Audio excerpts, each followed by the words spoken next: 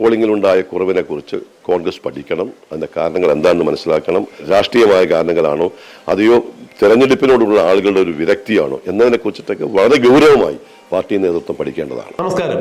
കേരളത്തിൽ ലോക്സഭാ തെരഞ്ഞെടുപ്പ് കഴിഞ്ഞിരിക്കുന്നു.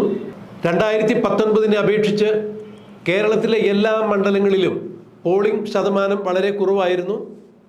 അതിന് ഓരോ രാഷ്ട്രീയ പാർട്ടികളും രാഷ്ട്രീയ നിരീക്ഷകരും ചൂണ്ടിക്കാണിക്കുന്നത് കനത്ത ചൂട് തന്നെയാണ്. ഈ കൊടും വേനലിനെ അവഗണിച്ചുകൊണ്ട്, ചൂടിനെ അവഗണിച്ചുകൊണ്ട് വോട്ട് ചെയ്യുവാൻ വേണ്ടി പലരും തയ്യാറായിട്ടില്ല. ചെറുപ്പക്കാരിൽ പല ആളുകൾക്കും ഒരു തരം മടുപ്പുളവായിരിക്കുന്നു. ഒരു രാഷ്ട്രീയ കക്ഷികളോടും അവർക്ക് പ്രത്യേകിച്ച് യാതൊരുവിധ താല്പര്യവും ഇല്ലാത്തത് കൊണ്ട് തന്നെയാണ് ഇത്തരത്തിൽ ഒരു പോളിംഗ് ശതമാനം താന്നുപോയത്. 2019 അപേക്ഷിച്ച് വളരെ കുറഞ്ഞ നിലയിൽ തന്നെയായിരുന്നു പോളിംഗ് ശതമാനം എന്ന് തന്നെയാണ് രേഖപ്പെടുത്തിയിരിക്കുന്നത്. എന്നാൽ രാഷ്ട്രീയ കക്ഷികൾ അവരവരുടെ വോട്ടുകൾ ഏത് വിധത്തിലാണ് നഷ്ടമായിരിക്കുന്നത്, ആരൊക്കെ എന്തൊക്കെ കാരണങ്ങൾ കൊണ്ടാണ് പോളിംഗ് ബൂത്തിൽ വരാതിരുന്നത് എന്നുള്ളതിൻ്റെ കൃത്യമായ വിശകലനങ്ങൾ നടത്തിക്കൊണ്ടിരിക്കുന്നു. കോൺഗ്രസ് പാർട്ടിയിൽ പാളയത്തിൽ പടയൊരുങ്ങുന്നു എന്ന് തന്നെ വേണം ലോക്സഭാ തെരഞ്ഞെടുപ്പിന് ശേഷം ഉണ്ടാകുന്ന ഗതിവിഗതികൾ ശ്രദ്ധിക്കുമ്പോൾ മനസ്സിലാക്കാൻ സാധിക്കുന്ന കാര്യങ്ങൾ. 2019 ലോക്സഭാ തെരഞ്ഞെടുപ്പിൽ കൃത്യമായ അവലോകനവും ഏകോപനവുമാണ് നടന്നിരിക്കുന്നത്. ഉമ്മൻചാണ്ടിയുടെ നേതൃത്വത്തിൽ കൃത്യമായ ഏകോപനം നടന്നു. അതുകൊണ്ട് തന്നെ ഭീമമായ പോളിംഗ് ശതമാനം തന്നെയായിരുന്നു അന്നുണ്ടായിരുന്നത്. എന്നാൽ ഇക്കുറി ലോക്സഭാ തെരഞ്ഞെടുപ്പിൽ ഒരു കാരണവശാലും പ്രചരണ പരിപാടിയിൽ പോലും കൃത്യമായ ഏകോപനം നടന്നിട്ടില്ല. ജനങ്ങളെ, പ്രത്യേകിച്ച് പാർട്ടി സമ്മതിദായകരെ പോളിംഗ് ബൂത്തിലേക്ക് എത്തിക്കുവാൻ പോലും കൃത്യമായ ഏകോപനം നടന്നിട്ടില്ല എന്ന് തന്നെയാണ് കോൺഗ്രസിനകത്തു നിന്നും ഉയരുന്ന പരാതികൾ. ഇത് കൃത്യമായും ഉന്നം വയ്ക്കുന്നത് വി ഡി സതീശൻ എന്ന പ്രതിപക്ഷ നേതാവിനെ തന്നെയാണ് എന്നുള്ളതാണ് എടുത്തു പറയേണ്ട വസ്തുത.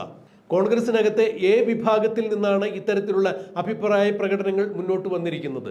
ചാലക്കുടിയിലെ ലോക്സഭാ സ്ഥാനാർത്ഥിയായി മത്സരിച്ച ബെന്നി ബെഹന്നാൻ ഈ വിഷയത്തിൽ തുറന്ന പ്രതികരണം തന്നെ നടത്തിയിരിക്കുന്നു. കൃത്യമായ രീതിയിൽ പ്രചരണ പരിപാടികളും സമ്മതിദായകരുടെയും പ്രവർത്തകരുടെയും എല്ലാം ഒരു ഏകോപനം നടത്തുന്നതിൽ നേതാക്കൾക്ക്, പ്രത്യേകിച്ച് നേതൃനിരയിലുള്ള സമുന്നതരായ നേതാക്കൾക്ക് ഏതെങ്കിലും തരത്തിൽ വീഴ്ച പറ്റിയിട്ടുണ്ടോ, ഉണ്ടെങ്കിൽ അത് കൃത്യമായി തന്നെ പരിശോധിക്കപ്പെടേണ്ടതാണ് എന്ന് ബെന്നി ബെഹന്നാൻ പറയുമ്പോൾ അത് കൃത്യമായി തന്നെ വി ഡി സതീശന് ഉന്നം വെച്ചുകൊണ്ടുള്ള വാക്കുകളാണ് എന്നാണ് രാഷ്ട്രീയ നിരീക്ഷകർ ചൂണ്ടിക്കാണിക്കുന്നത്.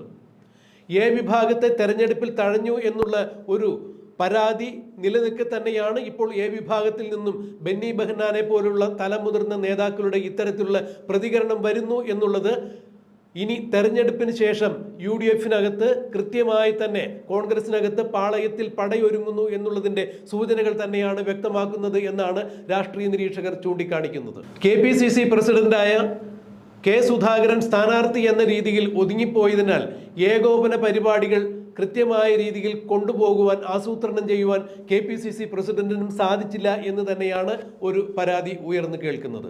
കടുത്ത മത്സരം നടന്നു, അല്ലെങ്കിൽ കടുത്ത മത്സരം നടക്കുന്നു എന്ന് പ്രചരണമുണ്ടായ തിരുവനന്തപുരത്തും തൃശ്ശൂരും പോലും സമ്മതിദായകരെ കൃത്യമായി പോളിംഗ് ബൂത്തിലേക്ക് എത്തിക്കുവാനോ പ്രചരണ പരിപാടികളുടെ ഏകോപനമോ ഒന്നും തന്നെ സാധ്യമായില്ല. അതുകൊണ്ട് തന്നെ ഇത്തരം മണ്ഡലങ്ങളിൽ തിരഞ്ഞെടുപ്പ് ഫലം വരുമ്പോൾ ഫലം മറിച്ചായാൽ പോലും, അതായത് പരാജയമായാൽ പോലും അതിശയിക്കേണ്ടതില്ല എന്ന തരത്തിൽ തന്നെയാണ് പല കോൺഗ്രസ് നേതാക്കളുടെ ഭാഗത്തു നിന്നും ഇപ്പോൾ അഭിപ്രായങ്ങൾ ഉയർന്നു വരുന്നത്. തൃശ്ശൂരും തിരുവനന്തപുരത്തും കനത്ത മത്സരം തന്നെയാണ് നടന്നത്. എങ്കിലും തീർച്ചയായും ഈ മണ്ഡലങ്ങൾ സിറ്റിംഗ് മണ്ഡലങ്ങൾ എന്ന രീതിയിൽ തിരുവനന്തപുരത്ത് ശശി തരൂരും തൃശ്ശൂരിൽ കെ മുരളീധരനും ജയിക്കേണ്ടത് തന്നെയാണ്. ഏതെല്ലാം തരത്തിലാണ് അവിടെ വോട്ടുകൾ മാറി മറിഞ്ഞിരിക്കുന്നത്, പോളിംഗ് ശതമാനം ഏത് തരത്തിലാണ് കോൺഗ്രസിനെ ബാധിച്ചിരിക്കുന്നത് എന്നുള്ളതെല്ലാം കൃത്യമായി നിരീക്ഷിക്കപ്പെടേണ്ടതാണ്, പഠിക്കേണ്ടതാണ് എന്ന് തന്നെയാണ് ഇപ്പോൾ ബെന്നി ബെഹന്നാന്റെ വാക്കുകളിൽ ഒതുങ്ങിയിരിക്കുന്ന സാരം. എന്തായാലും ഒരു കാര്യം ഉറപ്പായിരിക്കുന്നു, ബൂത്ത് തലം മുതൽ KPCC പ്രസിഡന്റ് വരെ ഉള്ള തലങ്ങളിൽ ഈ വിഷയം ചർച്ചയാകുന്നു എന്നുള്ളത് തന്നെയാണ് എടുത്തു പറയേണ്ട വസ്തുത. ജൂൺ 4-ാം തീയതി തെരഞ്ഞെടുപ്പിന്റെ ഫലപ്രഖ്യാപനം വന്നു കഴിഞ്ഞാൽ കോൺഗ്രസിനകത്ത് വലിയൊരു പൊട്ടിത്തെറി തന്നെ ഉണ്ടാകാനുള്ള സാധ്യതയാണ് ഇതിൽ നിന്നും മനസ്സിലാക്കേണ്ടത് എന്നാണ് രാഷ്ട്രീയ നിരീക്ഷകർ ചൂണ്ടിക്കാണിക്കുന്നത്. എന്തായാലും കുറേ നാളുകളായി കോൺഗ്രസിനകത്ത് ഗ്രൂപ്പ് പോരുകൾ സജീവമായിരുന്നില്ല. എന്നാൽ 2024 ലോക്സഭാ തെരഞ്ഞെടുപ്പിന്റെ ഫലപ്രഖ്യാപനത്തിന് ശേഷം ജൂൺ 4 തീയതിക്ക് ശേഷം തീർച്ചയായും കോൺഗ്രസിൽ പഴയ ഗ്രൂപ്പുകൾ തലപൊക്കുമെന്നും പൂർവാധികം ഭംഗിയായി തലപൊക്കും എന്ന് തന്നെയാണ് ഇതിലൂടെയെല്ലാം മനസ്സിലാക്കാൻ സാധിക്കുന്നത്.